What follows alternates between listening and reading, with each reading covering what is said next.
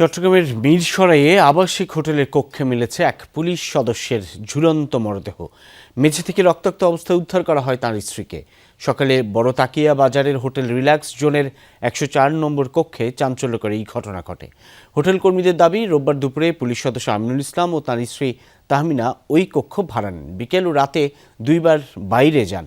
সকালে সারা শব্দ না পেয়ে ডাকাডাকি করলে ভেতর থেকে রক্তাক্ত অবস্থায় দরজা খুলে দেন স্ত্রী।